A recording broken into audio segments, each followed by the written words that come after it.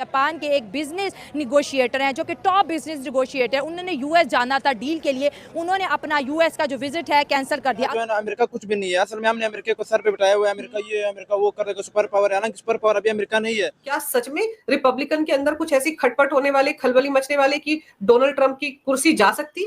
भारत और जापान के बीच और भी गहरी मित्रता और सहयोग स्थापित हो कि मोदी जी जो हैं जी हाँ वो चाइना जाने वाले हैं और इसको लेकर यकीनन डोनाल्ड ट्रंप बड़े परेशान होंगे कि ट्रंप एक तरफ भारत के ऊपर टैरिफ पे टैरिफ ठोक रहे हैं, दूसरी तरफ अगर हम यूरोपियन कंट्रीज की बात करते हैं तो वो भारत की सपोर्ट में आ रहे हैं। टैरिफ के तनातनी के बीच प्रधानमंत्री नरेंद्र मोदी आज से जापान और चीन की यात्रा पर जा रहे हैं। जापान में जहां व्यापारिक साझेदारी और क्वाड को लेकर प्रधानमंत्री मोदी बात करेंगे। अब इंडिया तो इस तरह नहीं है, ये समझ रहे कि इंडिया भी हमारे पाकिस्तान की तरह इनको हम खरीद लेंगे। इंडिया में इस तरह काम नहीं चल रहा है। टोक्यो में पीएम आज भारत जापान शिखर सम्मेलन में जापानी प्रधानमंत्री शिगेरू योशिबा से मुलाकात करेंगे।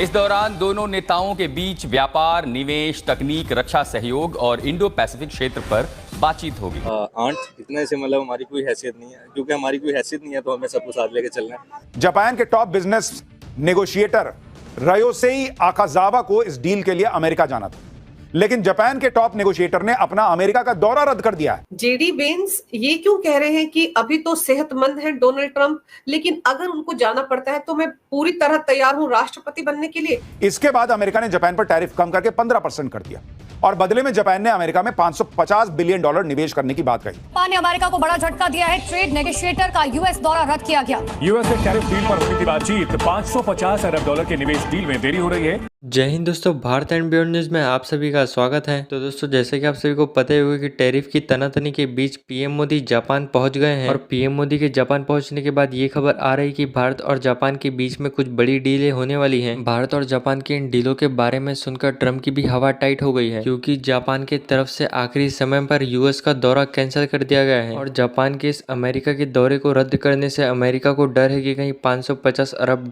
का निवेश जो जापान करने वाला था वो भी कैंसिल ना हो जाए। जापान अमेरिका में इतना बड़ा निवेश इसलिए कर रहा था क्योंकि जुलाई में दोनों देशों के बीच बैठकर ये बात हुई थी कि जापानी सामान पर 15% तक कम टैक्स लगेगा और इसी 15% कम टैक्स के कारण जापान निवेश का पैकेज देने वाला था। लेकिन जैसे कि आप सभी को पता ही हो कि अमेरिका अपने आप को चालाक और दूसरों को बेवकूफ समझता है, इसी वजह से अमेरिकी राष्ट्रपति डोनाल्ड ट्रंप ने जापान के इस निवेश के पैकेज को हमारा पैसा निवेश करने के लिए बताया था, जिसमें उन्होंने ये भी कहा था कि अमेरिका को मुनाफे का 90% हिस्सा मिलेगा। जिसके बाद से इस सौदे पर काफी ज्यादा सवाल उठने लगे थे और इस सौदे के बारे में ये भी कहा जा रहा था कि जापान को तो सीधे सीधे ठगा जा रहा है और जापान ने ये फैसला दबाव में आकर किया है। हालांकि अब आखिरकार जापान के बड़े व्यापार वार्ताकार रयोसेई आकाजावा ने अपनी अमेरिका की यात्रा रद्द कर दी है और इस यात्रा के रद्द होने के कारण ही जापान का अमेरिका में ये निवेश भी रद्द हो सकता है। बाकी ट्रंप के लिए चिंता करने वाली बात इसलिए है क्योंकि जापान ने भी ये फैसला इस समय पर किया है जब प्रधानमंत्री मोदी जापान की यात्रा पर गए हुए हैं। बहुत से मीडिया रिपोर्ट्स में तो ये भी कहा जा रहा है कि भारत को अमेरिका के खिलाफ डटकर खड़ा होता हुआ देख अब जापान भी अमेरिका के खिलाफ कड़े कदम उठा रहा है और जापान अमेरिका में निवेश करने की जगह भारत में बहुत बड़ा निवेश कर रहा है। बाकी पीएम मोदी जापान के इस दौरे के बाद चाइना भी जाने वाले हैं, तो जिस तरीके से जापान के दौरे में ऐसी बड़ी खबरें सुनने मिल रही हैं, तो हो सकता है कि पीएम मोदी के चाइना के दौरे पर इससे भी ज्यादा बड़ी खबरें को सुनने मिल सकती हैं। बाकी जापान की तरफ से अमेरिका के दौरे को रद्द करने वाले फैसले पर आपका क्या सोचना है, आप इस पर अपनी राय कमेंट में जरूर से बताएं और वीडियो अच्छा लगे तो वीडियो को लाइक और चैनल को सब्सक्राइब करना भी मत भूलिएगा।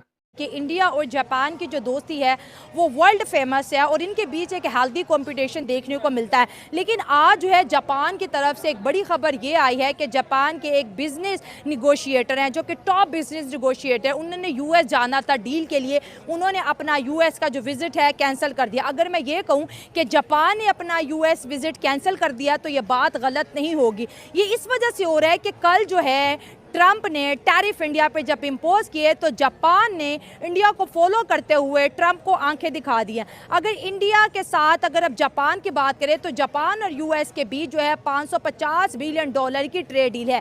मतलब कि जापान से $550 बिलियन की इन्वेस्टमेंट यूएस के अंदर जाएगी और बदले में यूएस जापान के ऊपर 15% का टैरिफ इम्पोज करेगा। लेकिन जब जापान ने देखा कि इंडिया रेजिस्ट कर रहा है यूएस के अगेंस्ट, तो जापान की पर कैपिटा इनकम तो इंडिया से बहुत बेहतर है और जापान एक डेवलप कंट्री है।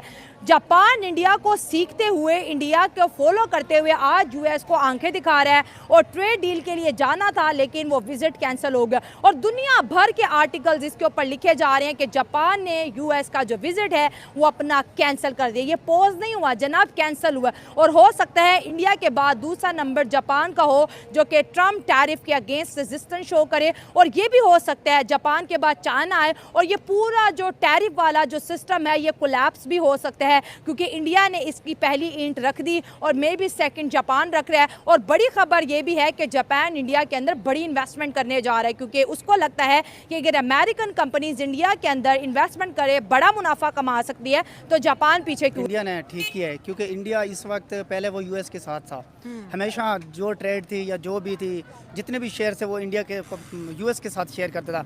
अब उसका ये एकदम मुल्क के लिए बेहतरीन है। अब उसको वहाँ से प्रॉफिट नहीं मिल रहा था यूएस से, तो इसलिए उसने अपनी डायरेक्शन को चेंज किया और जापान की तरफ गया। अब आपके सामने है कि 7 साल बाद नरेंद्र मोदी जो अब मतलब कि कुछ दिन बाद वहाँ पे कॉन्फ्रेंस हो रही है, उसमें एससीओ चाइना के नाम से, तो वहाँ पे सारे पहले ये इंडिया के लिए बहुत बड़ा कदम है चाइना की तरफ जाना, क्योंकि चाइना और इंडिया की कभी बनी नहीं है। आप चाहे उनके मसाइल आउट हैं, बॉर्डर के अंदर हैं या बॉर्डर के बाहर हैं। इसी तरह जापान आगे चला गया है, क्योंकि जापान इसलिए आगे चला गया है, इंडिया अब टोटल फोकस जापान की तरफ कर रहा है, तो यूएस की तरफ नहीं। कह रहे हैं कि इंडिया और जापान मिलके यूएस को टक्कर देने वाले। जापान ने जो विजिट कैंसिल किया, आपको क्या लगता है कि जापान भी ट्रम्प से उकता चुका है? वैसे तो देखा जाए जैसे ट्रम्प की पॉलिसी हैं, उन्होंने काफ़ी ज़्यादा टैक्सेस लगाए, पाकिस्तान पे भी लगाए, ऐसे चाइना भी लगाए, चाइना ने डबल कर दिए, ऐसे ही वो डिफरेंट कंट्रीज़ पे लगा रहा है। तो इसकी बेस करते हुए साफ ज़रूर उन्होंने देखा कि हमारा बेनिफिट अब ट्रम्प की तरफ नहीं है, तो उन्होंने डायरेक्शन चेंज की, वो जापान की तरफ गए और जापान ने उनको बताया है कि हम अब खुद भी कुछ कर सकते हैं, हम ट्रम्प के बगैर भी चल सकते हैं।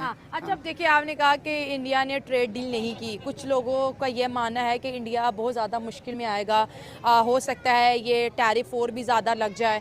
और देखिए इंडिया के अभी अंदर मिडिल क्लास इतनी ज़्यादा नहीं है भाई, बहुत से चैलेंजेस है, पर कैपिटा इनकम इंडिया के अभी भी कम है as compare to Japan, as compare to China. तो जो डेवलप कंट्री है अगर वो यूएस के साथ डील कर रही हैं और डेवलपिंग कंट्री में इंडिया जैसे वो डील नहीं कर पा रहा, तो हो सकता है ना कि जापान इंडिया के साथ कोई ट्रेड डील बना ले और यूएस के साथ कैंसिल। दोस्तों, वज़ीर आज़म नरेंद्र मोदी जो हैं वो जापान पहुंच गए हैं और इम्पोर्टेंट डेवलपमेंट ये है कि वो एक बुलेट ट्रेन जो है उसकी मैन्युफैक्चरिंग का एग्रीमेंट साइन करेंगे जापानीज़ गवर्नमेंट के साथ, जो मैन्युफैक्चरिंग भारत के अंदर होगी। आपको पता है कि इंडिया का एक मेक इन इंडिया जो कॉन्सेप्ट है, आत्मनिर्भर भारत, उसमें उन्होंने काफ़ी ज़्यादा इंटरनेशनल कम्युनिटी को इंगेज कर लिया है कि अब आप इंडिया के अंदर ही इन्वेस्टमेंट करें। बेसिकली नरेंद्र मोदी साहब जो हैं वो जापान और चाइना के विजिट पे गए हैं और इसमें भी सिग्नलिंग है, ये भी आप देखें, इंडिया सिग्नलिंग दे रहा है। उन्होंने कहा कि मैं अगर चाइना अकेला चला जाता हूँ या चाइना जाता हूँ तो it will have a different connotation. तो हल क्या है? उन्होंने कैसे कहते हैं कि मैं चाइना नहीं जाता डायरेक्ट, मैं जापान चला जाता हूँ और जापान से होके इन चाइना आ जाता हूँ। 2 चीज़ें उन्होंने की हैं।